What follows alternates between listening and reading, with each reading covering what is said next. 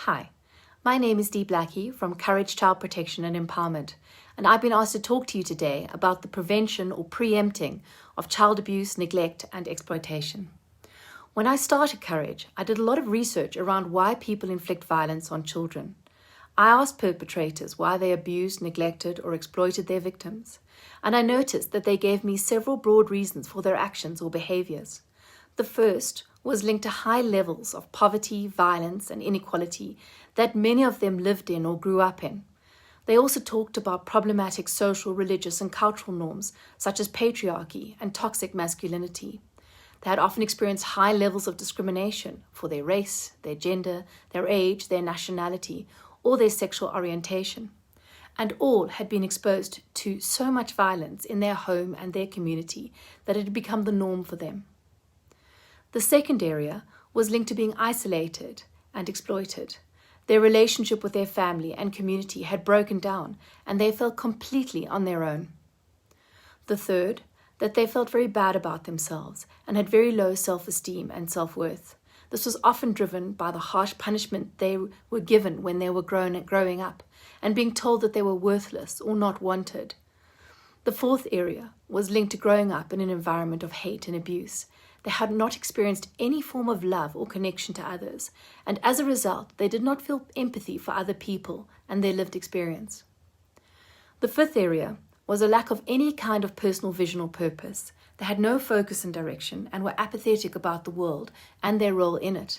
As a result, they often struggled with issues such as drug and alcohol addiction and blurred the lines between right and wrong. The sixth area related to their lack of education and understanding about the world around them and how they could improve their own situation. They often made bad choices, not because they wanted to do the wrong thing, but because they didn't know any better. The seventh and final area was about inaction and their inability to make a plan for themselves and their future. They had nothing to help them and so did nothing to help themselves. They were often neglected as children, and as a result, they neglected their own children and their relationships with their families and community. Each of these reasons that people gave for abusing, neglecting, or exploiting their own or other children was about personal, family, and community disempowerment. So the question is, how do we turn these drivers of disempowerment into drivers of empowerment?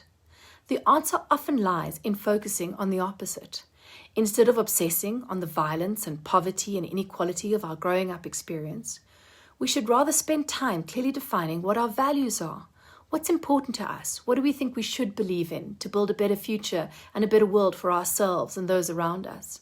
Values such as belonging and integrity and equality will not just build ourselves, but also our families and the communities we live in.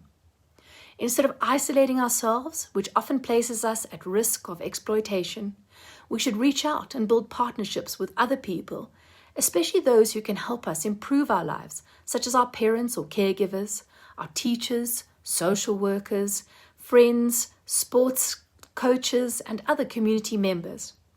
Instead of believing the worst of ourselves, we need to think about what makes us special and different from everyone else around us. Everyone has a role to play in this world. We just need to take the time to think about what that role is.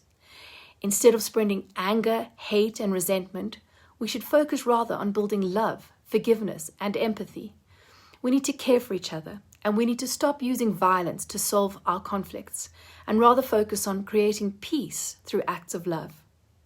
If we have no focus and direction, we need to take the time to think about what we want to achieve in our life and to create a vision or define a purpose for ourselves. The simple act of defining a vision is the first step in achieving it.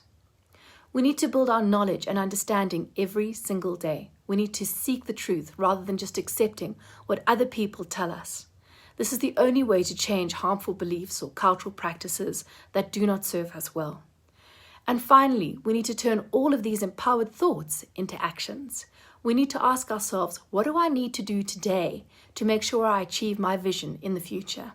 The journey to an empowered life starts with just one small step in the right direction. The most important question you need to ask yourself is, do I want to be empowered, or am I happy with the status quo? If the answer is no, you need to identify what is disempowering you and then take action to change this. Stay strong, and take courage.